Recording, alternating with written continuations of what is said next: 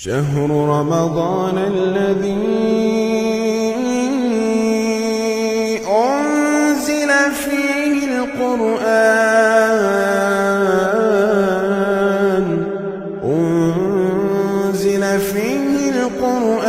هدى للناس وبينات من الهدى والفرقان۔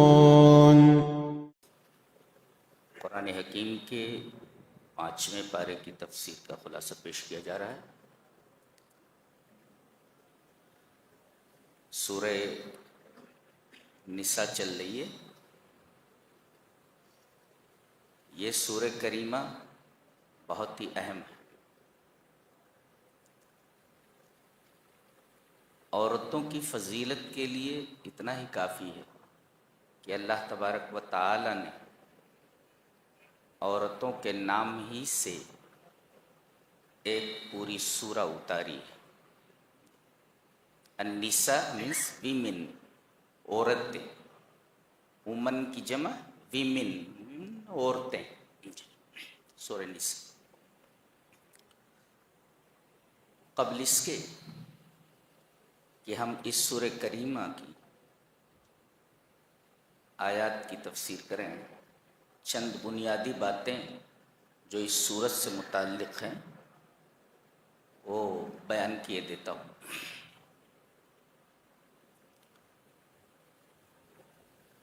اس سورہ میں 14 نداءات ہیں۔ فی هذه السورۃ 14 نداء، اس سورہ کریمہ میں 14 پکاریں ہیں۔ ندا مینس اے، او، جس میں 9 مومنین کے لیے، 9 للمومنین، 9 مومنین کے لیے، یا ایھا الذین آمنو، اے ایمان والو، تو 9 ہے ایمان والوں کے لیے، اور 2 ہے اہل کتاب کے لیے یا اہل الکتاب، 9 2 11، اور 3 ہے تمام انسانیت کے لیے، یا ایھا الناس۔ 14 نداءات ہیں۔ ندا کا مطلب یا کہہ کر کے مخاطب کرنا۔ اتنا سمجھ میں آیا کہ اس سورہ کریمہ میں 14 نداءات، 9 مومنین کے لیے، 2 اہل کتاب کے لیے، اور 3 تمام انسان۔ دوسری اہم بات، یہ واحد سورہ ہے کہ اس میں اسم الجلالہ اللہ اتنی مرتبہ آیا ہے جتنی مرتبہ قرآن کی کسی سورہ میں نہیں آیا۔ اس سورہ کریمہ میں لفظ اللہ، اسم الجلالہ اللہ 229 بار آیا۔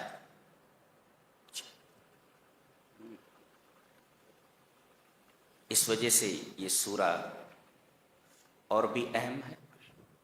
تیسری بات، یہ سورہ کریمہ ترتیب میں چوتھی ہے۔ سورہ فاتحہ، سورۃ البقرہ، سورہ آل عمران، یہ چوتھی، سورۃ النساء۔ اس ترتیب سے اگر دیکھیں تو سب سے پہلے لفظ انسان اسی سورہ میں آیا ہے، اس سے پہلے نہیں آیا۔ وَخُلِقَ الْإِنسَانُ ضَعِيفًا، اللہ نے انسان کو کمزور پیدا کیا ہے، انسان کمزور پیدا کیا گیا۔ سب سے پہلے الانسان اسی سورہ میں آیا ہے۔ اس ترتیب سے اگر دیکھا جائے تو یہ پہلی سورہ ہے جس میں لفظ انسان آیا۔ اور ایک اہم بات اور کہ اس سورہ کے اندر مستضعفین کا لفظ 4 بار آیا ہے، 4 ٹائمز، 4۔ مستضعفین مینس ویک، کمزور۔ گویا یہ سورہ سورۃ المستضعفین ہے، کمزوروں کی سورہ ہے۔ کمزوروں کی سورہ ہے کیا مطلب؟ اللہ تبارک و تعالی نے ان لوگوں کے حقوق کو بڑی تفصیل سے بیان فرمایا ہے جو کمزور ہیں اور معاشرے میں دبے کچلے۔ ڈاؤن ٹراڈن ہیں وہ، جی جی، ان لوگوں کا بیان۔ اس طرح یہ سورہ سورۃ المستضعفین بھی ہے، اس میں کمزوروں کی وکالت کی گئی، کمزوروں کی وکالت کی گئی۔ اب آئیے سب سے پہلے اس سورہ کریمہ کی پہلی آیت کو دیکھتے ہیں۔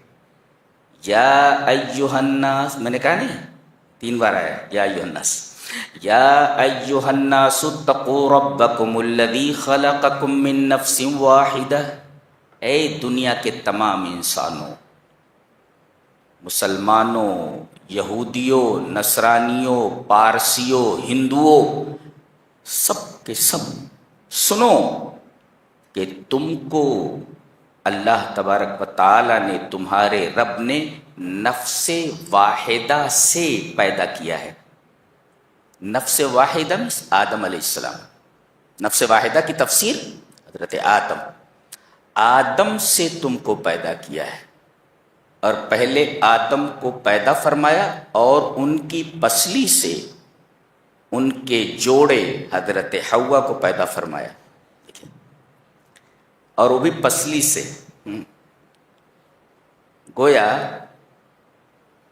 مرد جب تک شادی نہ کرے مکمل نہیں ہوتا، اس لیے کہ اس کی پسلی نکال لی گئی نا، پسلی کم کر دی گئی جس سے عورت کو بنایا گیا، تو ناقص ہے انسان، اور عورت بھی ناقص ہے، وہ مرد کے بغیر کامل نہیں ہو سکتی۔ لہذا مرد کے لباس میں رہتے ہوئے عورت سے بے نیاز نہیں ہو سکتا، اور عورت کے لباس میں رہتے ہوئے مرد سے بے نیاز نہیں ہو سکتی۔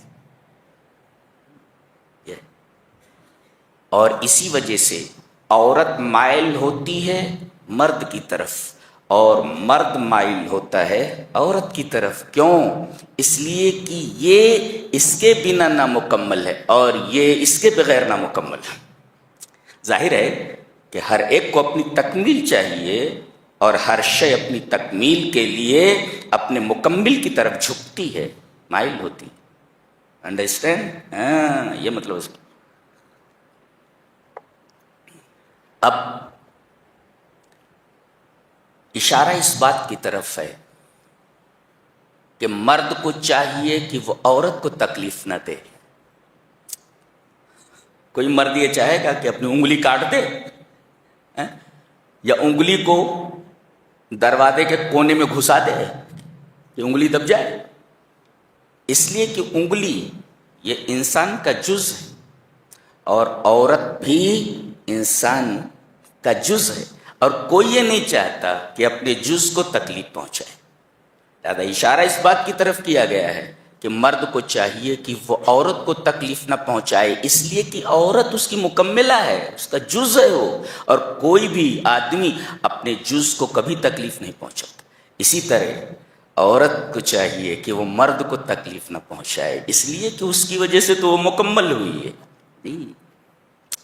اور اس میں یہ ہدایت دی گئی ہے کہ ڈارون کا جو نظریہ ہے وہ نظریہ باطل نظریہ ہے کہ لوگ بندر کی اولاد ہیں، بندر سے پیدا ہوئے۔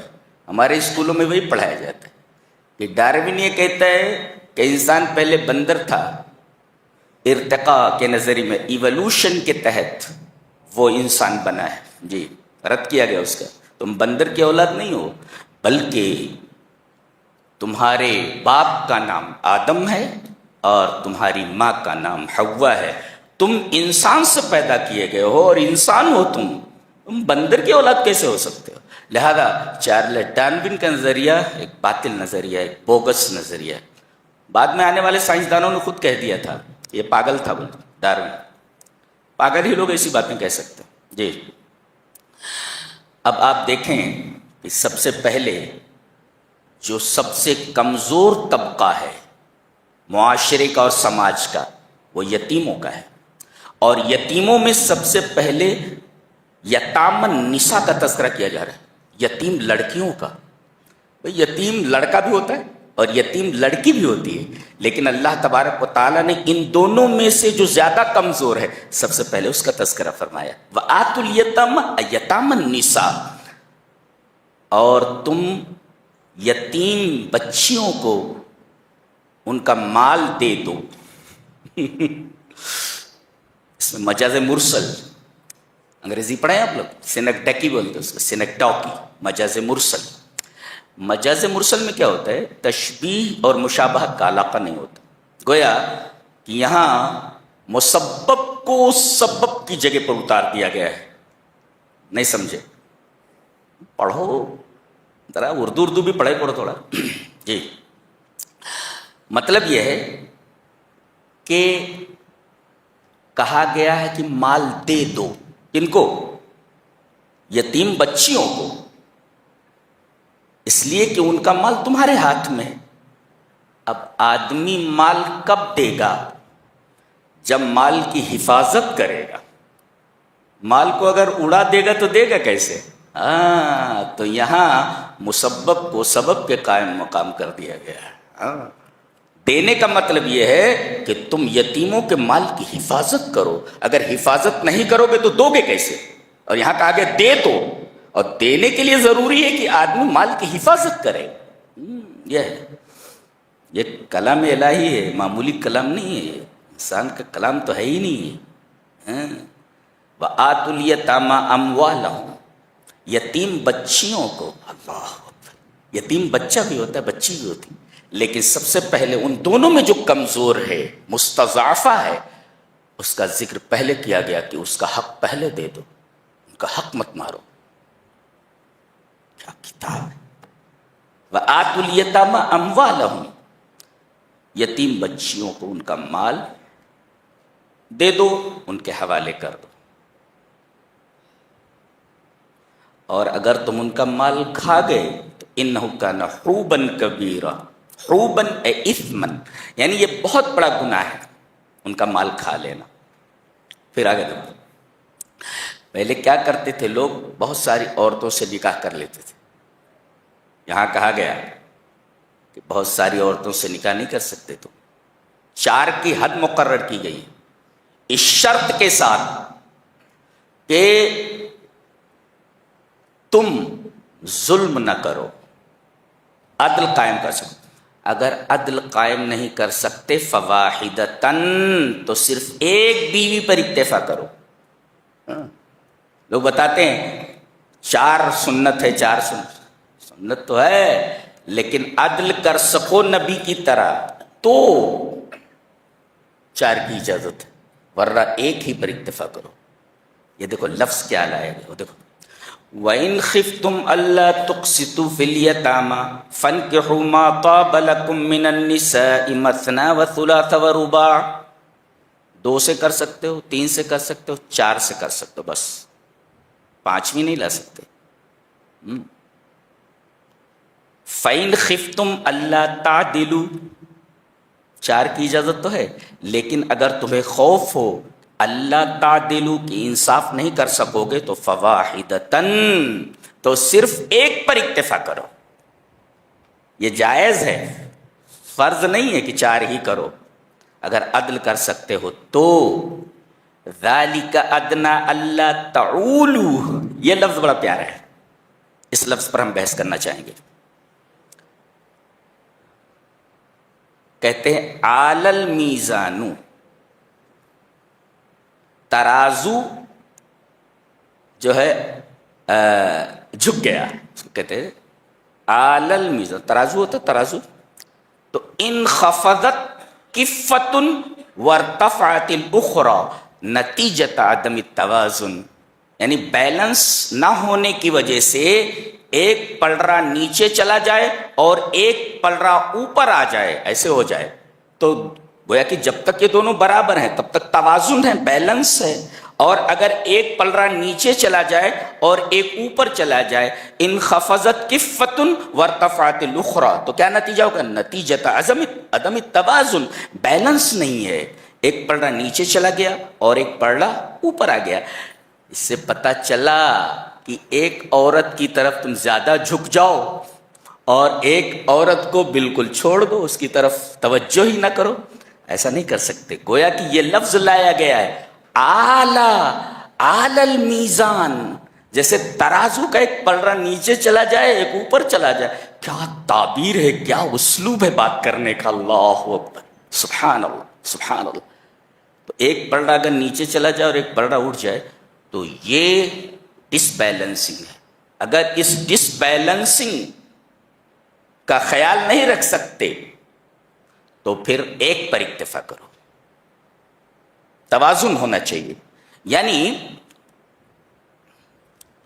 ذالک ادنی الا تعولوا، that is nearer to prevent you from doing injustice، تاکہ تم ظلم نہ کر سکو، ظلم نہ کر سکو، کہ ایک کی طرف مکمل جھک گئے اور ایک کو تم چھوڑ بیٹھے ہو، ایک کو لے جا کر کے مرغے کھلا رہے ہو اور ایک کو چٹنی روٹی بھی نہیں دے سکتے، تو ایک پلڑا نیچے چلا گیا ایک اوپر چلا گیا۔ دس از ڈس بیلنسنگ، لا يجوز، جائز نہیں ہے۔ کیا بات ہے، کیا گفتگو کی ہے، سبحان اللہ۔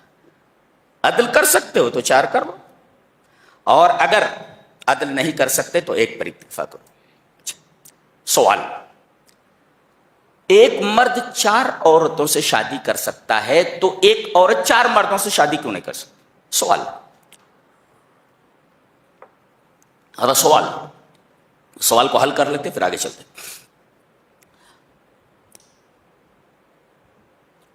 4 عورتیں 4 بچے پیدا کر سکتی ایک آدمی سے، لیکن ایک عورت 4 آدمیوں سے بچے نہیں پیدا کر سکتی کہ چاروں کے بچے ہو جائیں، کسی ایک کا رہے گا، وہ کسی ایک کا ہوگا۔ اور اسلام نسب کو واضح کرنا چاہتا ہے کہ ان 4 میں سے بچہ کس کا ہے،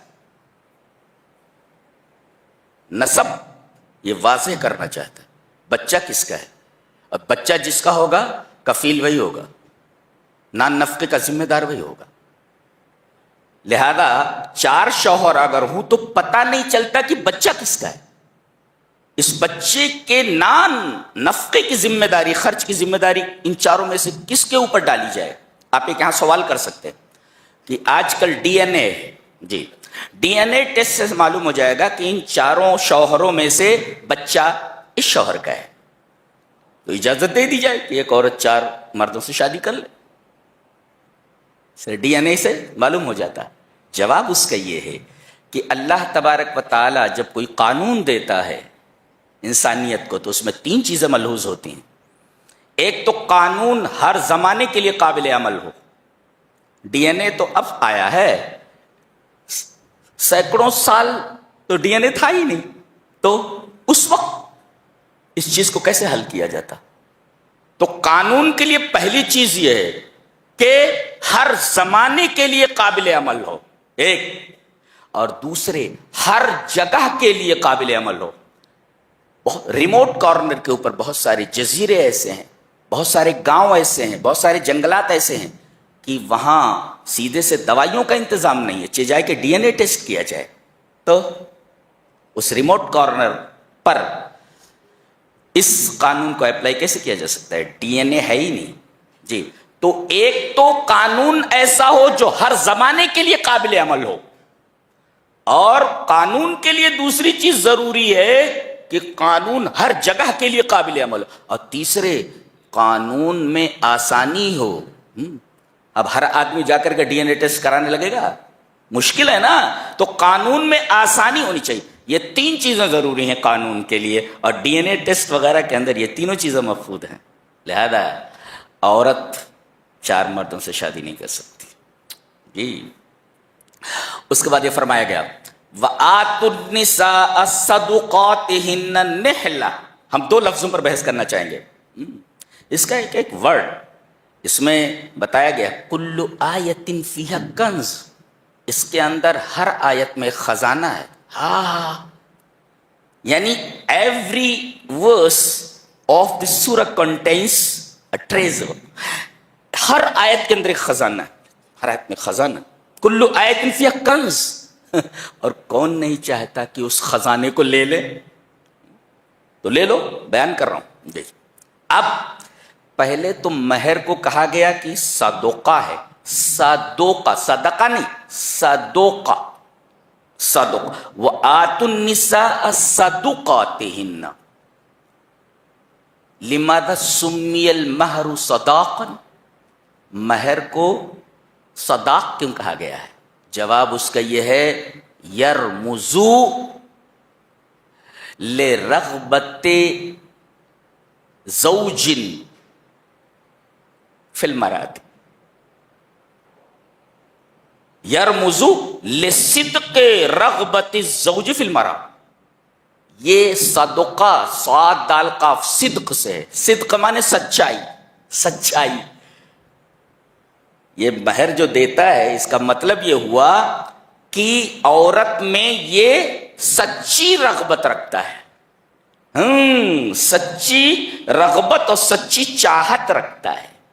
اس میں اشارہ ہے مہر کا نام صداق رکھنا، اشارہ اس بات کی طرف کیا گیا ہے کہ عورت میں اگر سچی رغبت ہے اس عورت سے ہمیں شادی کریں تو شادی کرو، اس کو پریشان کرنے کے لیے نہیں کہ آدمی کی نیت میں کچھ ہو اور شادی کرنے کے بعد اس کے ساتھ کچھ کرے۔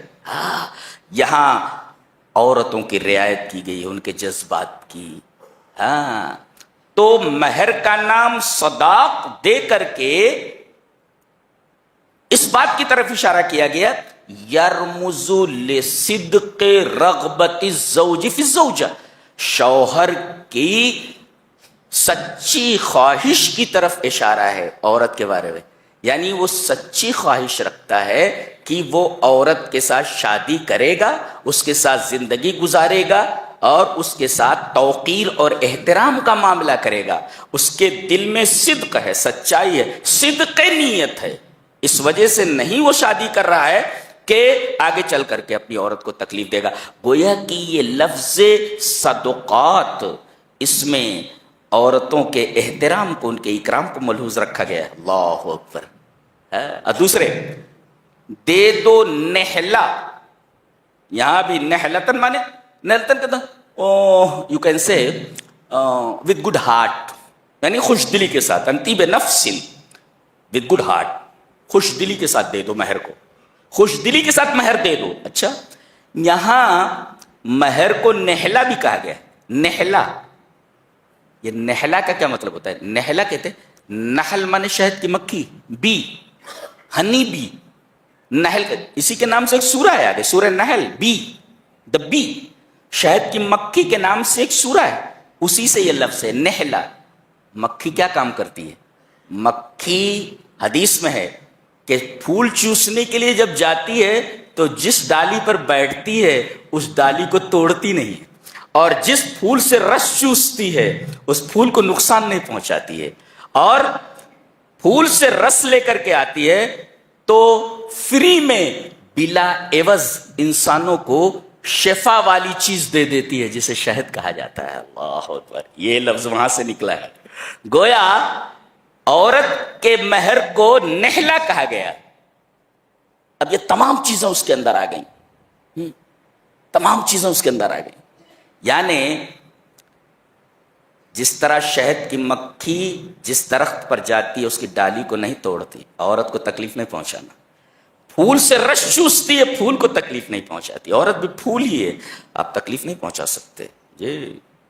اور جیسے وہ شہد دیتی ہے ایسے ہی تم میٹھا برتاؤ کرو، آپ کا جو مینر ہونا چاہیے سویٹ مینر ہونا چاہیے، سویٹ مینر ود ہر، اس کے ساتھ آپ کا جو مینر ہے، جو آپ کا بیہیویئر ہے وہ بہت ہی میٹھا ہونا چاہیے۔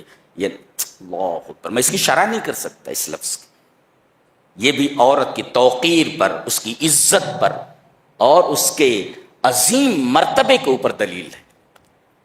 دیکھ رہے ہیں آپ؟ اللہ اکبر۔ تو مہر دے دو، ہاں اگر کچھ معاف کر دے تو کھا سکتے ہو، لے سکتے ہو، لیکن اگر آدمی مر گیا اور مہر نہیں دی تو پہلے وراثت سے اس کے مہر کو الگ کیا جائے گا اور بیوی کو دیا جائے گا، اس کے بعد بیوی کا جو حق بنتا ہے، اگر اولاد موجود ہے تو 1/8، اولاد موجود نہیں تو 1/4 پہلے اس کو دے دیا جائے گا، اس لیے کہ قرض ہے، یہ دین ہے یہ، اور میت کا پہلے دین دیا جاتا ہے، قرض ادا کیا جاتا ہے وراثت سے، جو بچتا ہے وہ تقسیم ہوتا ہے، تو یہ قرض ہے، لہذا پہلے اس میں سے وراثت میں سے قرض نکال کر کے بیوی کو دو، قرض ہے وہ، اس کے سے مہر دین بولتے ہیں، وہ قرض ہے وہ، اور اس کے بعد اب اگر اولاد موجود ہے تو بیوی کو 1/8 اور اولاد موجود نہیں تو 1/4 دیا جائے۔ آگے بتائے گا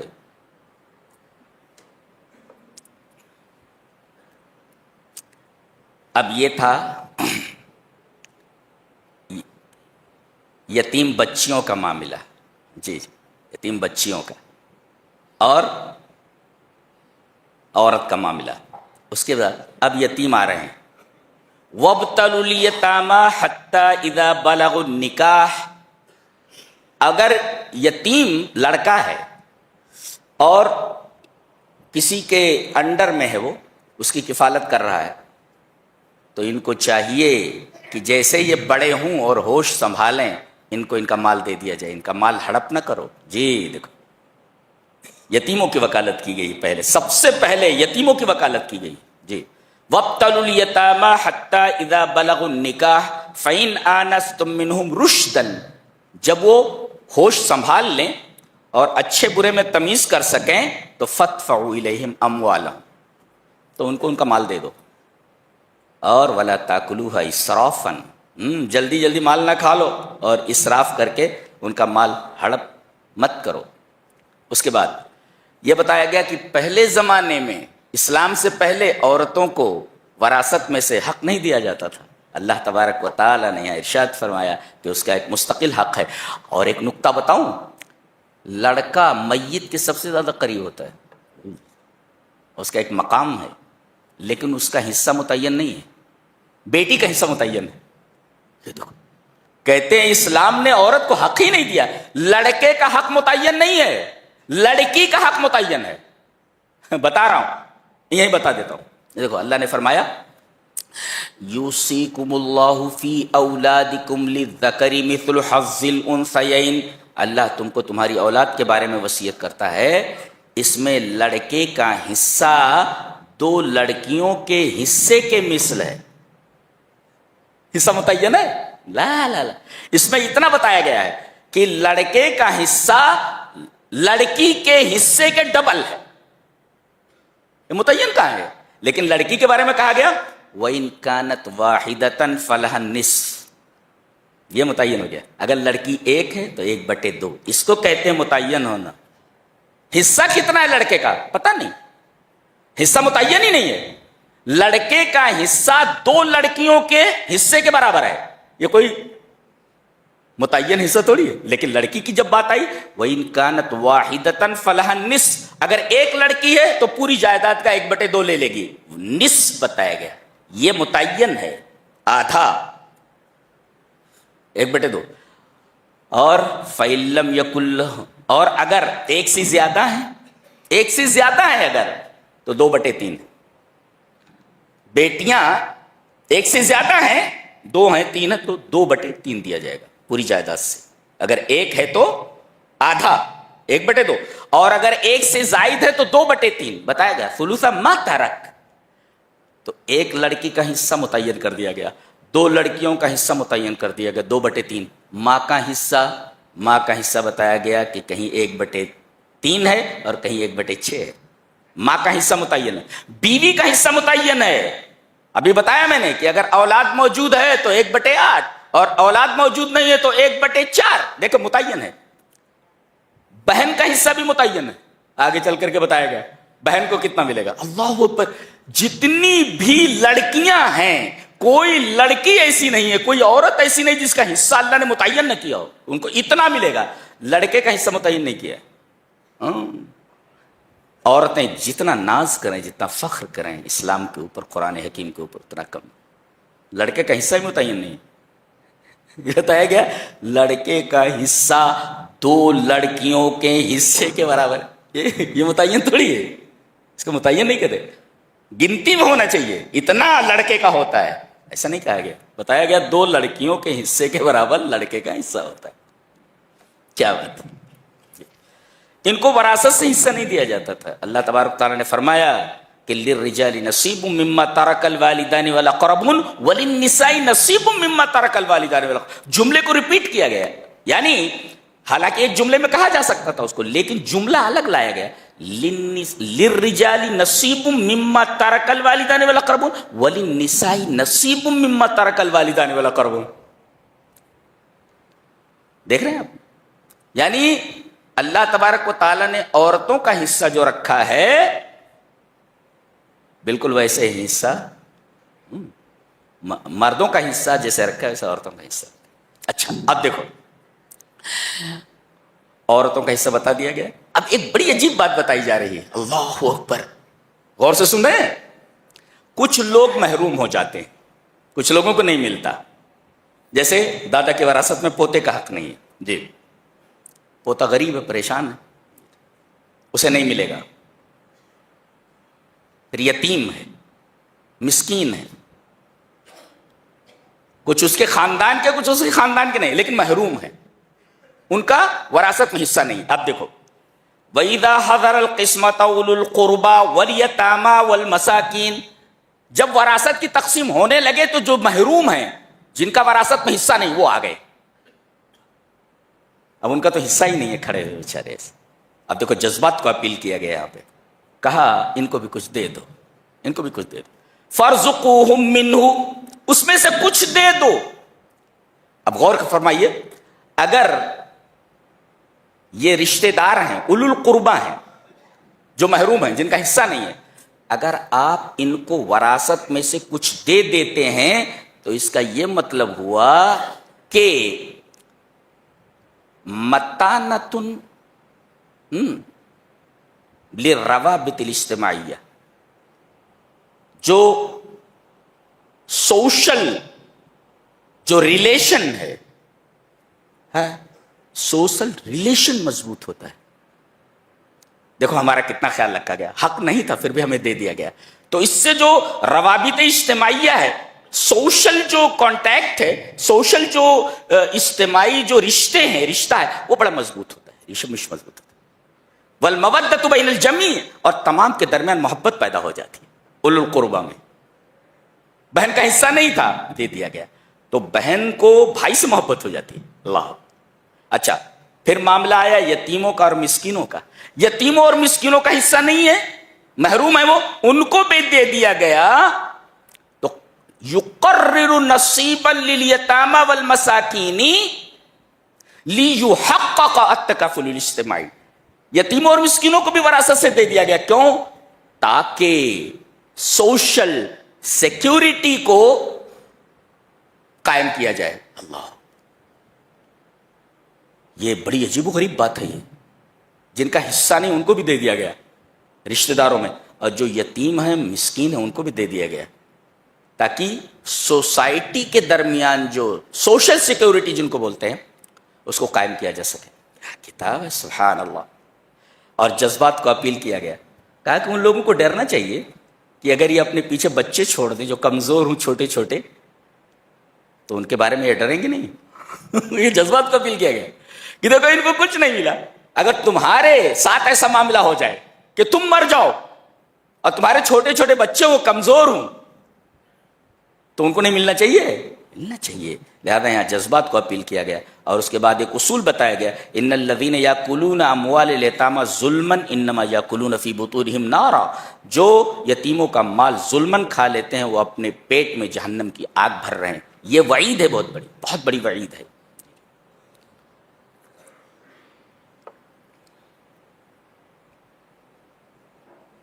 کہتے ہیں کہ توبہ جو ہے نا, کب کرنا چاہیے؟ کہتے ہیں وَلَيْسَتِ التَّوْبَةُ لِلَّذِينَ يَعْمَلُونَ السَّيِّئَاتِ, کہ آدمی گناہ کرتا رہتا ہے یہاں تک کہ جب موت آ جاتی ہے تو قَالَ إِنِّي تُبْتُ الْآنَ, اب میں توبہ کر رہا ہوں. تو توبہ کب کرنا چاہیے؟ اس میں اہل علم نے لکھا ہے کہ قبل معاینت ملک الموت, ملک الموت کے دیکھنے سے پہلے. اللہ اکبر. ہمارے درمیان آتے رہتے ہیں لوگوں کو لے جانے کے لیے, لیکن ہمیں دکھائی نہیں دیتے. ہمارا جب نمبر آئے گا تو برابر دکھائی دیتے ہو. واہ، بہت عجیب و غریب فرشتہ ہے. پوری ٹیم کے ساتھ آتا ہے، ٹیم کے ساتھ آتا ہے. پھر تمہارے بدن سے روح نکال لیتا ہو اور تمہارے بدن کو مٹی کے حوالے کر دیا جاتا ہے. یہ تمہاری حقیقت ہے، یہ تمہاری حقیقت ہے. تو ملک الموت کے دیکھنے سے پہلے ہوش میں آ جاؤ. یہ بات کہی. پھر اس کے بعد عورتوں کا ایک حق اور بتایا جا رہا ہے. پہلے کیا ہوتا تھا، کسی آدمی کی 2 بیویاں ہیں، ایک بیوی سے یہ بچہ پیدا ہوا، یہ لڑکا ہے، باپ مر گیا تو دوسری بیوی باپ کی جس سے یہ پیدا نہیں ہوا اس سے شادی کر لیتا تھا. یہ عورتوں کے احترام کے خلاف تھا، عورتوں کی تذلیل تھی. یہ اللہ تبارک تعالیٰ نے فرمایا یا ایھا الذین آمنوا لا یحل لکم ان ترثوا النساء کرہا، جی مجبور کر کے کسی عورت کے وارث مت بن جاؤ. اور آگے فرمایا گیا کہ ولا تنکحوا ما نکح آباؤکم من النساء، ان عورتوں سے نکاح مت کرو جن سے تمہارے باپ نکاح کر چکے ہیں. کیا پاکیزگی ہے. اچھا، ایک جگہ اور فرمایا گیا کہ وعاشروہن بالمعروف، ان کے ساتھ بھلائی کے ساتھ رہو، زندگی گزارو. زندگی گزارو بیویوں کے ساتھ معروف کے ساتھ. معروف کسے کہتے ہیں؟ بھلائی کے ساتھ. معروف بھلائی کے ساتھ. ہاں، اگر کوئی بات ان کی ناپسند آئے، ان کی کوئی بات ناپسند آئے تو سمجھ لو کہ اللہ تبارک و تعالیٰ کا یہ قانون ہے کہ کسی چیز کو تم اگر پسند کرتے ہو تو اللہ اس کے اندر خیر کثیر رکھے ہوئے. ہاں، ایک چیز ہمیں ناپسند ہے، ہم چاہتے ہیں کہ یہ ہماری زندگی میں نہ آئے، لیکن اللہ نے اسی کے اندر خیر کثیر رکھ رکھا ہے جس کو تم ناپسند کر رہے ہو. لہذا بیوی اگر ناپسند بھی ہو،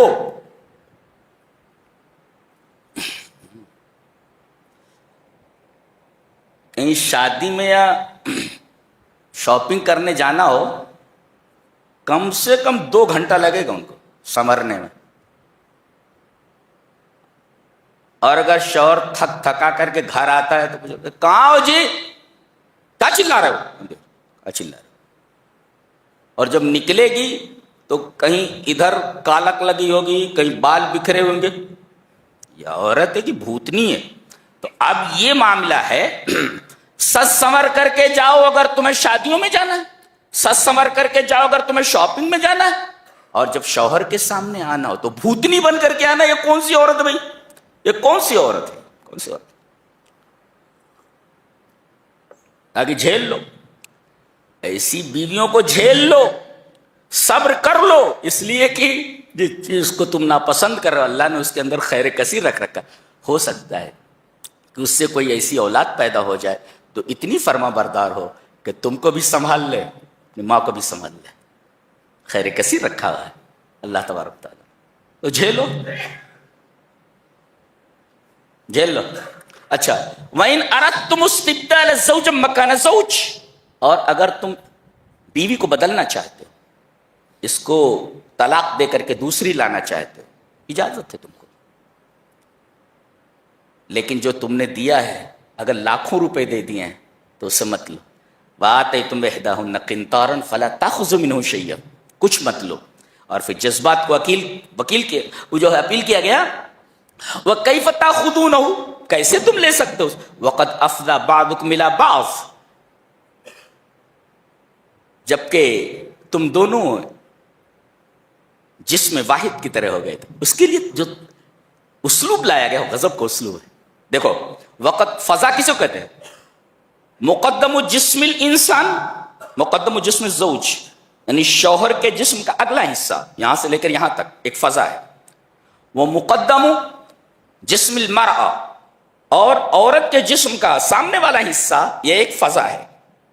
اب ایک فضا دوسرے فضا سے مل گئی، سب فضا جی فصار واحدن، دونوں مل کر کے ایک ہو گئے. اس کے لیے جو تعبیر لائی گئی اتنی بہترین ہے.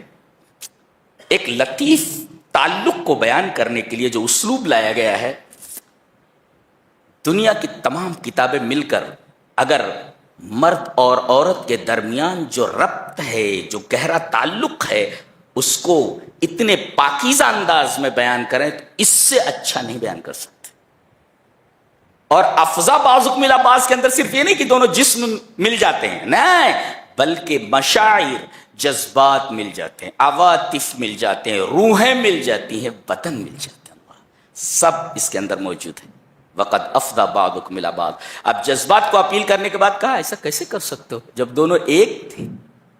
تو اب جو دیا ہے کیسے تم واپس لے سکتے ہو؟ کیا کوئی اخلاق، قانون اخلاق اس کی اجازت دیتا ہے؟ لا۔ اس کے بعد بتایا گیا کہ کون سی عورتیں حرام ہیں، بتایا گیا 7 رشتے نسب سے حرام ہیں۔ نسب یعنی خون کے رشتے، جیسے ماں تمہارے اوپر حرام ہے، خون ہے نا، تم تو خون ہو اس کا، تمہاری بہن وہ بھی خون ہی ہے تمہارا، تو بیٹی سے نہیں کر سکتے اس لیے کہ باپ کا خون ہے وہ، تو بیٹی سے نکاح نہیں کر سکتے، بہن سے نکاح نہیں کر سکتے، ماں سے نکاح نہیں کر سکتے۔ 7 رشتے بتائے گئے یہاں ہیں، 7 رشتے نسب سے حرام ہوتے ہیں، اور یہی 7 رشتے رضاعت سے حرام ہو جاتے ہیں۔ جس کا دودھ پیا آپ نے وہ بھی ماں ہو گئی، وہ جی ماں ہو گئی۔ تو جو رشتے نسب سے حرام ہوئے ہیں وہی رشتے رضاعت سے حرام ہوتے ہیں، دودھ پینے کی وجہ سے۔ اور دودھ کب پینا اور کتنا پینا وہ بھی مسئلہ یہ ذہن میں رکھ لو۔ 2 سال سے پہلے، اس لیے کہ مدت رضاعت 2 سال ہے، بعد میں اگر پی لیتا ہے تو رضاعت ثابت نہیں ہوتی۔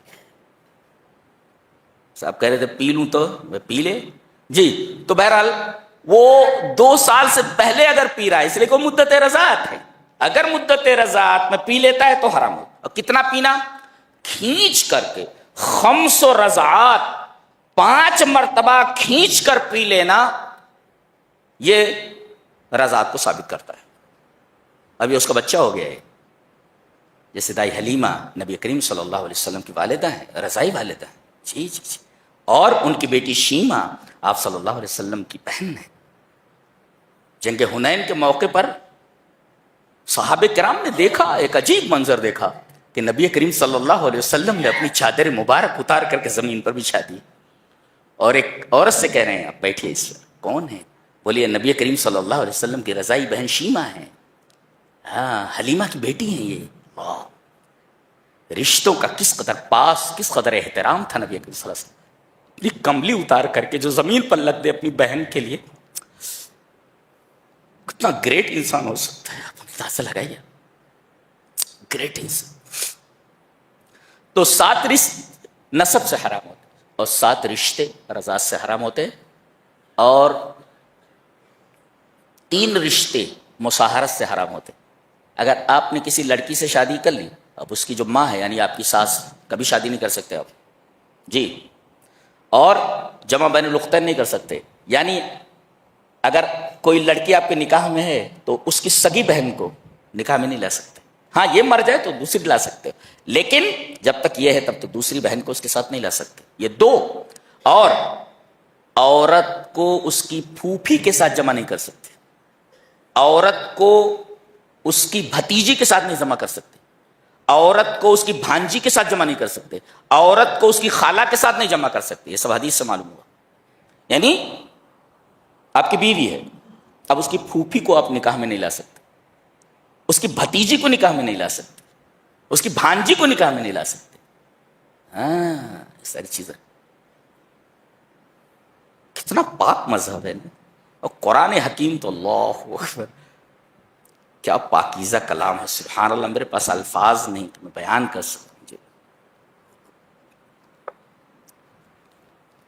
تو آگے بیان فرمایا گیا، اور جن عورتوں کی شادی ہو گئی ہے ان سے شادی نہیں کر سکتے۔ شادی ہو گئی، اب چاہے کہ میں اس سے شادی کر لوں، ارے وہ دوسرے کی نکاح میں ہے، وہ تو شادی کیسے کر سکتا ہے؟ والمحصنات من النساء، جن عورتوں کی شادی ہو گئی ہے ان سے شادی نہیں کر سکتے۔ اس میں رد ہے اس تصور کا کہ ایک عورت سے 4 مرد شادی کر لیں، اس لیے کہ یہاں کہا گیا جس عورت کی شادی ہو گئی ہو اس سے آپ نکاح نہیں کر سکتے۔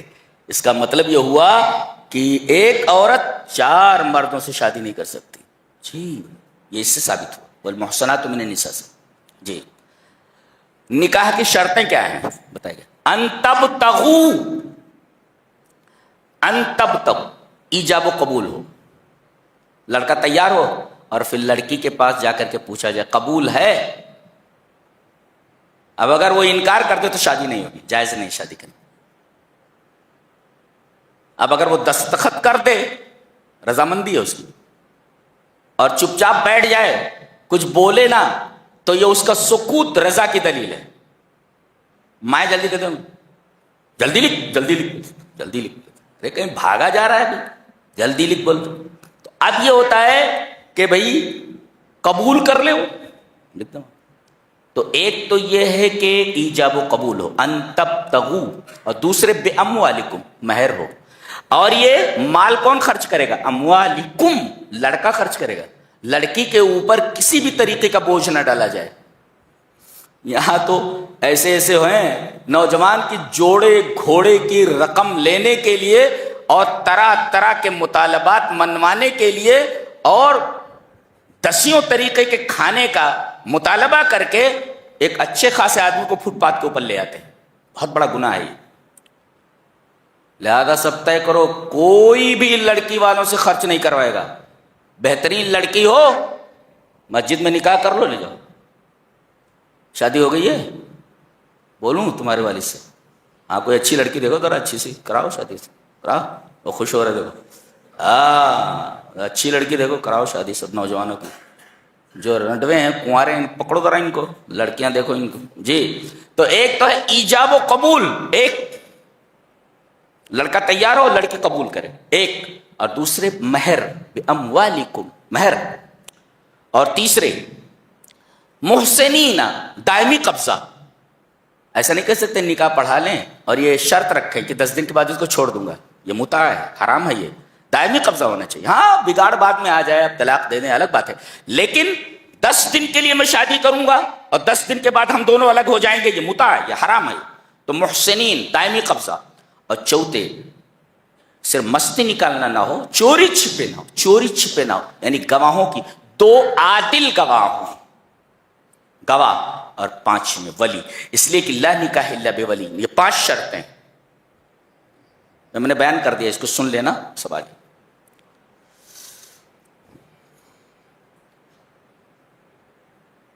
آگے اللہ تبارک و تعالیٰ ایک بڑی پیاری بات ارشاد فرما رہے ہیں کہ اس کی ہر بات پیاری ہے کہ واللہ یرید ان یتوب علیکم ویرید الذین یتبعون الشہوات ان تمیلوا میلا عظیما.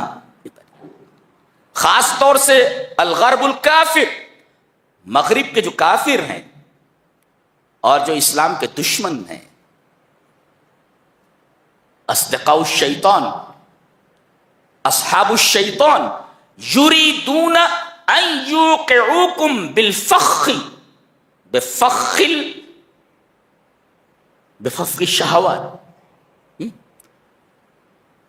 شیطان کے دوستوں نے، شیطانوں نے جال بچھا رکھے ہیں، ان یوقعوکم بفخ المعاصی والشہوات، کہ تم کو گناہوں کے اور شہوتوں کے جال میں گرا دیں، تم پھنس جاؤ. پوری طاقت لگا رکھی ہے انہوں نے کہ مسلم نوجوانوں کو تباہ کر دیں. اللہ فرما رہا ہے تمہیں وہ گناہ میں ڈالنے کا ارادہ کر رہے ہیں، میں نے توبہ کے دروازے کھلے رکھے. وہ یہ کوشش کر رہے ہیں کہ تمہیں گناہوں میں مبتلا کر دیں گے، تو میں نے بھی توبہ کے دروازے کھلے رکھے، کبھی بھی میرے پاس آ سکتے. اللہ، یہ اللہ تبارک و تعالیٰ کی وسعت رحمت کے بیان ہے. اور یرید اللہ ان یخفف عنکم، اللہ چاہتا ہے کہ تمہارے ساتھ آسانی کا معاملہ کرے. آسانی کا معاملہ، اللہ قانون ہے پورا، المشقت تجلب التیسیر. مشقت آ جائے تو یہ مشقت یہ آسانی کو لے کر آتی ہے. کھڑے ہو کر نماز نہ پڑھ سکے بیٹھ کر پڑھ سکے، بیٹھ کر نہ پڑھ سکے تو لیٹ کر پڑھ. رمضان میں اجازت ہے کہ اگر مسافر ہے تو روزہ چھوڑ سکتا ہے، کسی بیماری میں مبتلا ہے روزہ چھوڑ سکتا ہے، اور اتنا بوڑھا ہو چکا ہے کہ وہ روزہ رکھنے کی طاقت نہیں رکھتا، ایک مسکین کا کھانا روز کھلاتا رہے. ایسے ہی کوئی بہت زیادہ عورت بوڑھی ہو گئی ہو تو ایک مسکین کا کھانا کھلاتی رہے، روزہ چھوڑ دے. اور اقرب الی الصواب یہ مسئلہ ہے کہ دودھ پلانے والی عورت اور حاملہ عورت بھی روزہ چھوڑ دے، اس کی جگہ پر ایک مسکین کا کھانا کھلائے۔ بعض لوگ کہتے ہیں جب تک حمل ہے اس کے بعد قضا کرے، جب تک دودھ پلا رہی اس کے بعد قضا کرے، نہیں، قضا وضا کچھ نہیں ہے۔ دودھ پلانے والی عورت ایک مسکین کا کھانا کھلا دے، اسے قضا نہیں کرنا ہے۔ حاملہ عورت ایک مسکین کا کھانا کھلا دے، اس کے اوپر قضا نہیں ہے۔ اقرب الی الصواب یہی فتویٰ ہے۔ مسائل واضح؟ جی۔ کوئی ایسی بیماری ہے، اس بیماری میں روزہ چھوڑ سکتا ہے، اللہ تبارک و تعالیٰ نے تخفیف کا معاملہ کیا ہے۔ دیکھو یرید اللہ ان یخفف عنکم، اللہ چاہتا ہے کہ تمہارے ساتھ آسانی کا معاملہ کرے، تخفیف کا معاملہ کرے۔ کیوں؟ اس لیے کہ انسان کمزور پیدا کیا گیا ہے۔ وَخُلِقَ الْإِنسَانُ ضَعِيفًا، کیا اسٹائل ہے بات کرنے کی، سبحان اللہ۔ میرا تو دل دھڑکنے لگتا ہے یہ آیتیں دیکھ دیکھ کر کے، کوئی ایسی بات کرتا ہے۔ کیوں؟ تخفیف کا معاملہ کس کے ساتھ کیا جاتا ہے؟ کمزور کے ساتھ۔ تو کمزور ہو گئے ہو جو، یہ کمزوری اس بات کی دلیل ہے کہ تمہارے ساتھ تیسیر کا معاملہ کیا جائے، آسانی کا معاملہ کیا جائے۔ یرید اللہ ان یخفف عنکم، اللہ تمہارے ساتھ آسانی کا معاملہ کرنے کا ارادہ کرتا ہے۔ کیوں؟ وخلق الانسان ضعیفا، اس لیے کہ انسان کمزور پیدا کیا گیا ہے، لہذا کمزور کے ساتھ آسانی کا معاملہ کیا جاتا ہے۔ یہ اللہ تبارک و تعالیٰ کی سعت رحمت پر دلیل ہے۔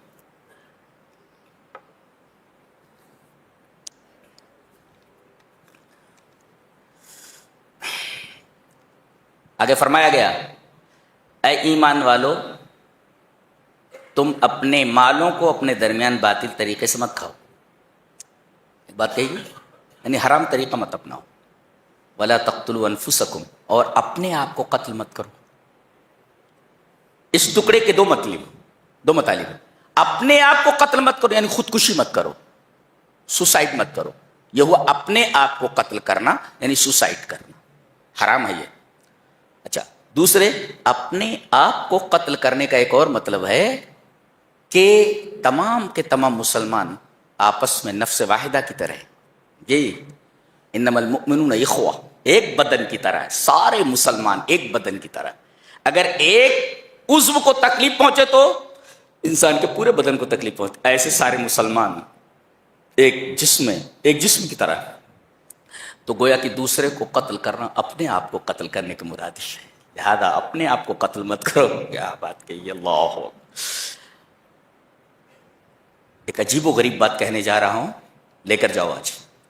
حضرت عبداللہ ابن مسعود رضی اللہ تعالیٰ عنہ نے ارشاد فرمایا کہ اس سورہ کریمہ میں 5 آیتیں ایسی ہیں جو مجھے دنیا اور دنیا کی جتنی بھی دولت ہے سب سے زیادہ محبوب ہے۔ اللہ اکبر۔ دنیا وما فیہا، دنیا اور دنیا میں جتنی چیزیں ہیں ان سب سے زیادہ محبوب اس سورہ کریمہ کی 5 آیتیں۔ پہلی آیت، ان اللہ لا یظلم مثقال ذرہ، بے شک اللہ ذرہ برابر بھی ظلم نہیں کرتا ہے۔ ایک مفسر نے لکھا ہے، الحدید یوزن بالطن والفواکہ توزن بالکیلو والذهب یوزن بالجرام والالماس یوزن بالقیرات واما الاعمال فبالذرہ۔ اللہ اکبر، کتنی اچھی بات کہی۔ کہا کہ لوہے کو ٹن سے تولا جاتا ہے، سبزیوں کو اور پھلوں کو کلو سے تولا جاتا ہے، سونے کو گرام سے تولا جاتا ہے، الماس اور ڈائمنڈ کو قیرات سے، کیرٹ سے تولا جاتا ہے، لیکن اعمال کا وزن ذرے سے تولا جائے گا قیامت کے دن۔ اللہ اکبر۔ اللہ ہم گنہگاروں کو معاف فرما میرے، ہم حساب نہیں دے سکتے، میرے حساب نہیں دے سکتے۔ ذرے سے تولنے پر آ جائے تو کیسے بچ سکتے ہیں ہم لوگ؟ ذرے سے تولا جائے۔ ان اللہ لا یظلم مثقال ذرہ، اللہ ذرہ برابر کسی کے اوپر ظلم نہیں کرتا۔ ایک یہ، اور دوسرے ان تجتنبوا کبائر ما تنہون عنہ نکفر عنکم سیئاتکم، اگر تم بڑے بڑے گناہوں سے بچتے رہو تو بڑے بڑے گناہوں سے بچنے کی وجہ سے چھوٹے چھوٹے گناہ ایسے ہی معاف کر دیتے ہیں اللہ. یعنی بڑے بڑے گناہوں سے اپنے آپ کو بچانا یہ سبب ہے چھوٹے چھوٹے گناہوں کا بخش دیا جانا. بڑے بڑے گناہوں سے بچو. بڑے گناہ کسے بولتے؟ بڑا گناہ اسے کہتے ہیں جس کے اندر تین باتیں ہیں. ایک تو اس پر حد شرعی ہو، جیسے چوری، حد شرعی کیا ہے؟ ہاتھ کاٹ دیا جائے، برابر؟ تو جس پر حد شرعی ہو وہ بڑا گناہ ہے. زانی ہے، رجم کر دیا جائے. شادی شدہ نہیں ہے تو کوڑے لگائے جائے، یہ حد ہے. حد شرعی ہو تو بڑا گناہ ہے. اور دوسرے جس گناہ کے اوپر لعنت اللہ کی ہو، فرشتوں کی لعنت ہو، انسانوں کی لعنت ہو اور اللہ کا غضب ہو.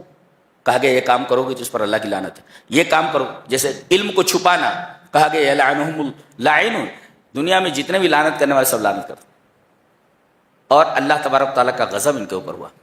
دیکھو پر تو گویا کہ جس پر حد شرعی ہو کہ اس گناہ پر یہ حد لگائی جائے گی، چوری کرو گے تو ہاتھ کاٹ دیا جائے گا، یہ حد ہے، تو یہ چوری بڑا گناہ ہے. زنا کرو گے تو یا تو رجم کر دیا جائے گا اگر شادی شدہ ہو، اور اگر غیر شادی تو کوڑے لگائے جائیں گے. تو چونکہ اس کے اوپر حد شرعی لہذا یہ بڑا گناہ ہے. اچھا، اور دوسرا ہے کہ لعنت ہو اللہ کی اس عمل کے اوپر. اگر ایسا کرو گے تو اللہ کی لعنت، ایسا کرو گے تو اللہ کا غضب. تو جس فعل کے اوپر اللہ کا غضب، اللہ کی لعنت، بڑا گناہ ہے. اور تیسرے جس پر جہنم کی وعید ہو کہ اگر ایسا کرو گے تو جہنم میں جاؤ گے. یہ تین چیزیں جس عمل میں پائی جائیں وہ بڑا گناہ ہے. اس کے علاوہ جتنے بھی گناہ سب چھوٹے گناہ ہیں. لہذا ان تمام گناہوں سے اگر بچتے ہو جو بڑے بڑے گناہ ہیں جن کے اندر یہ تین شرطیں پائی جاتی ہیں، تو اللہ تبارک تعالیٰ تمہیں چھوٹے چھوٹے گناہ جو ہیں تمہارے اسے معاف کر دے گا بڑے بڑے گناہوں سے بچنے کی وجہ سے. تو یہ دو آیتیں ہوئی. اور تیسری ہے کہ وَمَن يَعْمَلْ سُوءًا أَوْ يَظْلِمْ نَفْسَهُ ثُمَّ يَسْتَغْفِرِ اللَّهَ يَجِدِ اللَّهَ غَفُورًا رَحِيمًا. جو آدمی چھوٹا گناہ کرے یا بڑا گناہ کرے پھر اللہ سے معافی مانگ لے تو اللہ کو وہ غفور الرحیم پائے گا. اللہ، یہ بالفعل آیت ہے. تین. اور چوتھی آیت ہے وَلَوْ أَنَّهُمْ إِذ ظَّلَمُوا أَنفُسَهُمْ جَاءُوكَ فَاسْتَغْفَرُوا اللَّهَ وَاسْتَغْفَرَ لَهُمُ الرَّسُولُ لَوَجَدُوا اللَّهَ تَوَّابًا رَحِيمًا. اگر یہ اپنے نفسوں کے اوپر ظلم کریں اور نبی کے پاس آئیں، یہ کہیں کہ اللہ کے رسول ہمارے لیے بخشش کی دعا کریں اور خود یہ بخشش اللہ سے مانگے، تو اللہ تبارک و تعالیٰ کو تواب اور رحیم پائیں گے. اور پانچویں آیت ان اللہ لا یغفر ان یشرک بہ ویغفر ما دون ذلک لمن یشاء. اللہ تمام گناہوں کو بخش دے گا سوائے شرک کرنے. شرک کرنے والے کو نہیں بخشے گا اللہ. اس کے علاوہ جس بھی گناہ کو چاہے معاف کر دے، اس کی مشیت کے اوپر ہے، معاف کرے یا سزا دے، سزا دے کر جنت میں ڈالے، لیکن مشرک کو کبھی نہیں بخشے گا. شرک کے اوپر کوئی کمپرومائز نہیں. جی شرک کے اوپر کوئی کمپرومائز نہیں. لہذا بچو شرک کرنے سے. زندگی میں شرک نہیں آنا چاہیے، تو بہت خطرناک چیز ہے وہ. اس کے لیے بخشش کا دروازہ بند ہو جاتا تھا. یہ 5 آیتیں ایسی ہیں. عبداللہ ابن مسعود کہتے ہیں کہ مجھے دنیا اور ما فیہا سے زیادہ محبوب. آگے کہا گیا وَلَا تَتَمَنَّوْا مَا فَضَّلَ اللَّهُ بِهِ بَعْضَكُمْ عَلَىٰ بَعْضٍ. اللہ تبارک و تعالیٰ نے کسی کو کوئی دولت عطا فرمائی ہے، اگر وہ آدمی تمنا کرے کہ یہ دولت ختم ہو جائے، اس کے پاس سے ختم ہو کر کے مجھے مل جائے، جائز نہیں ہے. اس کے پاس سے ختم ہو کر کے مجھے مل جائے، یہ حسد ہے، جائز نہیں. وہ یہ دعا کر سکتا ہے میرے رب میرے بھائی کو جو نعمت تو نے عطا کی ہے وہ نعمت مجھے بھی عطا کرتا ہے. ہاں جائز، یہ جائز ہے. ایسا نہیں کہہ سکتا کہ اس کے پاس سے ختم کر کے نعمت کو مجھے دے دے. یہ کہے کہ جو نعمت تو نے میرے بھائی کو عطا کی ہے میرے رب وہ نعمت مجھے بھی دے دے، یہ کہہ سکتا. وَلَا تَتَمَنَّوْا مَا فَضَّلَ اللَّهُ بِهِ بَعْضَكُمْ عَلَىٰ بَعْضٍ. اس کے بعد کہا گیا کہ الرجال قوامون علی النساء. بتایا گیا 2 وجہ، ایک تو فطری اور دوسرے مادی. فطری یہ ہے کہ اللہ تعالیٰ نے مرد کو عورتوں سے زیادہ طاقتور بنایا ہے. جی شرط یہ ہے کہ وہ جھاڑو نہ اٹھائیں. جی اور دوسری چیز ان کے اندر یہ ہے کہ یہ کما کر لاتے ہیں. وہ بما انفقوا من اموالہم، یہ کما کر لاتے، خرچ کرتے تمہارے اوپر. اس وجہ سے مردوں کو اللہ نے عورتوں پر فضیلت دی ہے 2 چیزوں کی وجہ سے. فطری طور پر یہ مردوں سے عورتوں سے زیادہ طاقتور ہے، اور دوسرے یہ کما کر لاتے ہیں. ان 2 وجہوں سے ان کو گھر کا ہیڈ بنایا گیا ہے. الرجال قوامون علی النساء. نیک عورت کسے کہتے بتائے گا. فالصالحات قانتات، سورہ نساء چل رہی ہے. فالصالحات قانتات حافظات للغیب بما حفظ اللہ. نیک عورتیں کون؟ جس کے اندر 2 صفتیں ہوں، ایک قانتات ہو، دوسرے حافظات ہو. یہ اچھی عورت کی، نیک عورت کی علامت ہے. قانتات ہو اور حافظات ہو. کیا مطلب ہے قانتات کا؟ اذا امرتها اطاعت کا، جب آپ اسے کسی چیز کا حکم دیں اس کی اطاعت کریں. شرط یہ ہے کہ وہ حرام کام نہ ہو. ادھر شراب کی بوتل اٹھا کر کے لانا، اٹھاؤں جھاڑو ذرا ذرا، تو یہ جائز کام کے لیے اگر حکم دے تو اس کی اطاعت کرنا ضروری ہے. حرام کام کا حکم دے تو نہیں کرنا چاہیے. ذرا شراب کی بوتل اٹھا کر لانا ذرا، جی اس میں اطاعت نہیں کرے گی وہ. تو جب تم اسے حکم دو تو اطاعت. اذا امرتها اطاعت کا، جب تمہیں اسے حکم دو تو اطاعت. اور دوسرے تمہاری غیر موجودگی میں تمہارے مال کی حفاظت کرے اور اپنی آبرو اور ناموس اور عزت کی حفاظت کرے. یہ 2 چیز. فالصالحات، ایسی عورتیں صالحات ہیں، نیک ہیں. قانتات حافظات. اب بتایا گیا کہ اگر عورت سرکش ہو جائے تو سرکش ہو جائے. اس پر آج میں نے عربی میں ایک لطیفہ پڑھا کہ اشتقت مرأۃ الی المحکمہ. وہ کورٹ میں گئی اور اپنے شوہر کے خلاف اس نے دعویٰ دائر کیا، شوہر کے خلاف. آج میں نے پڑھا، وہ عربی میں تھا. تو جج نے پوچھا کیا بات ہے، اپنے شوہر کے خلاف تو نے یہ مقدمہ کیوں دائر کیا، کیا وجہ ہے؟ کہا کہ جب بھی میں کوئی ایسا کام کرتی ہوں جو اس کے مزاج کے موافق نہ ہوتا، مجھے کاٹ لیتا ہے، جیسے کتا کاٹتا تو کاٹ لیتا. جج نے پوچھا asked him why is this strange act، یہ عجیب و غریب حرکت کاہے کو کر رہا ہے، یہ عجیب و غریب حرکت کاہے کی. وہ جب کوئی ایسا کام کرتی ہے جو تیرے مزاج کے موافق نہیں ہوتا تو اس کو کاٹ لیتا ہے. کہنے لگا یہ قرآن سے ثابت ہے. قرآن سے ثابت ہے کہاں؟ بولے اس آیت میں ہے. کیا ہے؟ واللاتی تخافون نشوزہن فعظوہن. وعظ یعظ کا مطلب ہوتا نصیحت کرنا، اور عظ یعظ کا مطلب ہوتا کاٹ لینا. تو وہ زوئے کو زواد پڑھ رہا تھا، زوئے کو زواد پڑھ رہا تھا. ایک صاحب کہہ رہے تھے غالباً یہ پاکستان کا وہ مرزا ہے جو اس کا مصداق ہے، اس لیے کہ اس کو عربی نہیں آتی. تو وہ ایزو کو نصیحت کرو کو عزو کا سمجھ رہا ہے کہ کاٹ لے. میں نے کہا کہ اگر یہ مرزا کی بات ہے تو مجھے تو علم نہیں ہے. بہرحال اس روایت کے راویوں کی تحقیق کرو کہ راوی ثقہ ہے یا نہیں ثقہ. بہرحال تو the judge became flabbergasted, stunned. بہت حیران ہوا کہ یہ کیا کرتا ہے کہ مزاج کے خلاف کوئی بات ہوتی ہے عورت کو کاٹ لیتا ہے. کہا عورت سے کہ اس کو تو 80 بار کاٹ لے، اس کو 80 بار کاٹ اس کو. بہرحال کہا گیا واللاتی تخافون نشوزہن فعظوہن. اگر تمہیں اپنی بیوی کی طرف سے نافرمانی کا اندیشہ ہو، نافرمانی کرے تو پہلا کام سمجھاؤ. کیسے سمجھانا؟ اجی سنتی ہو کیا ہے؟ زندگی یہ ایک سائیکل ہے جس کے 2 پہیے ہوتے ہیں. اگر ایک پہیا خراب ہو جائے تو یہ پطرس بخاری کی سائیکل ہو جائے گی، چرخ چوں چرخ چوں چرخ چوں. تو اس طریقے سے زندگی بہت گھسٹ گھسٹ کر گزرے گی. زیادہ سدھر جا اللہ کی بندی، سدھر جا. وہ ٹائر بھی صحیح کر لے دوسرے والا، تو سمجھاؤ اس کو. اور اگر نہ مانے تو دوسرا اسٹیپ وَاهْجُرُوهُنَّ فِي الْمَضَاجِعِ. بات بند کر دو اس سے، بات نہیں کرتے اس. اور پھر بھی نہ مانے تو وَاضْرِبُوهُنَّ. مارو، لیکن ایسی مار نہیں مار سکتے، اجازت نہیں مارنے کی کہ جس سے ہاتھ پیر توڑ دو. میرے ایک ساتھی بتا رہے تھے کہ ایک صاحب آئے اور کہا کہ مسواک چاہیے. مسواک بولے تو بولے کتنی بڑی؟ بولے اتنی بڑی مسواک چاہیے. اتنی بڑی مسواک کیا کرے گا؟ بولے میں نے سنا ہے کہ جب شوہر بیوی سے ناراض ہو تو مسواک سے مارے. ارے بھائی چھوٹی مسواک لے جاؤ، اتنی بڑی مسواک کا تو ڈنڈا ہو گیا ہو جی. تو بہرحال وضربوہن، مارو، لیکن ضربن غیر مبرح، توڑ پھوڑ والی مار نہیں ہونا چاہیے. یہ جائز نہیں ہے، عورت کو اس طرح نہیں مار سکتے، اور خاص طور سے اس کے چہرے پر نہیں مار سکتے، اجازت نہیں ہے، ممانعت ہے اس کی، چہرے پر مار ہی نہیں سکتے آپ. پھر اگر وہ مان جائیں، یہ 3 اسٹیپ اختیار کرنے کے بعد، تو خامخواہ جھگڑے مت تلاش کرتے بیٹھو.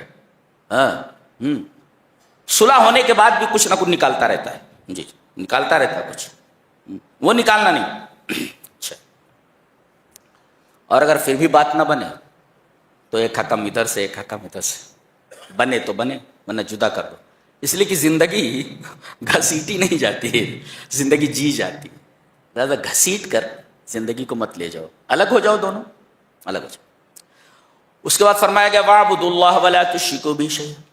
فرمایا گیا کہ اللہ تبارک و تعالیٰ نے اسلامی سوسائٹی کو دائروں میں تقسیم کیا ہے. دائرہ ہے، اور دائرہ اللہ کے حق سے شروع ہوتا ہے. اللہ کا حق یہ ہے کہ اللہ کے علاوہ کسی کی عبادت نہ کرو، یہ پہلا ہے. اس کے بعد اس دائرے میں ماں باپ آتے ہیں نمبر 2 پہ، جی وَبِالْوَالِدَيْنِ إِحْسَانًا، اور پھر رشتہ دار آتے ہیں وَبِذِي الْقُرْبَى، پھر یتامى والمساکین، پھر الجار ذی القربى، پھر پڑوسی، والجار الجنب، دور کے پڑوسی، جی دور کے پڑوسی، وصاحب بالجنب، اور پہلو کا ساتھی کون؟ دکان میں آپ کا نوکر، کمپنی میں آپ کا نوکر، یہ سارے صاحب بالجنب. ایون اگر کوئی عورت بچہ لے کر کے بس میں کھڑی ہوئی اور آپ بیٹھے ہیں، اسلام یہ کہتا ہے کہ آپ کھڑے ہو جائیں اور اس عورت کو اپنی جگہ پر بٹھا دیں. یہ صاحب جنب، یہ اسلام ہے. یہ جو لوگ اسلام پر اعتراض کرتے ہیں در حقیقت انہوں نے قرآن کو صحیح سے پڑھا ہی نہیں ہے. جی آگے ہم بیان کریں گے انشاءاللہ کہ اسلام کے کیا کیا احکامات ہیں اور کیا خصوصیات ہیں اس کی. وابن السبیل، مسافر ہے، آ گیا میرے پاس پیسے نہیں ہیں جانے کے لیے، زکوٰۃ کے مال سے دے دو یا صدقہ کر دو اس کے اوپر، اپنی طرف سے دے دو. اللہ کیا بات. اس کے بعد یہ بتایا گیا کہ نشے میں ہو تو نماز کے قریب نہ جاؤ. نکتہ یہ ملا کہ نشے میں آدمی کا دماغ حاضر نہیں ہوتا. پتہ یہ چلا کہ اگر آدمی کا دماغ نماز میں حاضر نہ ہو تو اس کی نماز معرض خطر میں ہے. اسی وجہ سے بتایا گیا کہ نشے کی حالت میں آدمی نماز کے قریب نہ آئے. کہتے ہیں کہ اگر ناپاک ہو، جنوبی ہو، اور پانی نہ ملے تو تیمم کر لے. تیمم کا طریقہ دیکھو، پاک مٹی ہے، پاک مٹی ہے، پہلے نیت کرے، اس کے بعد بسم اللہ پڑھے، نیت بسم اللہ، پھر اس کے بعد پاک مٹی پر ایک ضربہ، ایک بار خالی مارے ایسے ہو گیا. پھر اس کے بعد ایسے پھونک مارے، یہ سنت ہے، پھونک مارے. اس کے بعد ایسے چہرے کے اوپر ایک مرتبہ، پورے چہرے کے اوپر، بے وجوہکم. اس کے بعد بائیں ہاتھ کو دائیں ہاتھ کی پشت کے اوپر پھیرے، یہاں تک، یہاں لانے کی ضرورت نہیں، یہاں تک رسغ تک، اور دائیں ہاتھ کے نچلے حصے کو، اندرونی حصے کو بائیں ہاتھ کے اوپری حصے کے اوپر پھیر لیں. یہ آپ کا تیمم ہو گیا، اس کو تیمم کہتے ہیں. آگے بیان ہے قصر کا. آدمی سفر میں جاتا ہے تو کہاں سے قصر شروع کرے؟ شہر کی حد سے نکل جائے. کہتے ہیں کہ اب یہاں سے کرنول کی حد ختم ہوتی ہے، جی وہیں سے آپ کے قصر کا وقت شروع ہوتا ہے. شہر کی حد سے باہر نکل جائیں ایک، اور داخل اور خارج دونوں دنوں کو مائنس کر کے، ایک تو جانے والا دن ہے اور ایک نکلنے والا دن ہے، تو داخل اور خارج دونوں دنوں کو مائنس کر کے 4 دن کسی جگہ رکنے کا ارادہ ہے تو آپ قصر کریں گے. اور اگر آج کل ایسا لگا ہوا ہے تو 10 سال آپ قصر کر سکتے ہیں. متعین نہیں ہے تو، لیکن 4 دن رہنے کا مکمل ارادہ کر رہے ہیں تو آپ پوری نماز پڑھیں گے۔ فاصلہ کتنا ہونا چاہیے؟ 24.5 کلومیٹر، 24.5 کلومیٹر۔ جی، یہ امام ابو حنیفہ کے علاوہ جو 3 ائمہ ہیں، امام مالک، امام احمد بن حنبل اور جو ہے امام شافعی رحمہ اللہ، ان تینوں کے نزدیک یہی ہے 24.5 کلومیٹر، 3 فرسخ از اکول ٹو 24.5، یعنی 24.5 کلومیٹر پر آپ قصر کر سکتے ہیں۔ یہ ہے قصر کا بیان۔ جی جی، قانون ہے سب۔ اللہ اکبر۔ یہ سورہ آگے چلی جا رہی ہے 6 پارے کے اندر۔ انشاءاللہ ہم کل جو کچھ چھوٹا ہے اس کو لے کر کے آگے ہم بیان کریں گے۔ یہ رہا 5ویں پارے کا خلاصہ۔ اللہ ہمیں نیک عمل اور اچھی سمجھ کی توفیق عطا فرمائے۔ وآخر دعوانا الحمدللہ رب العالمین۔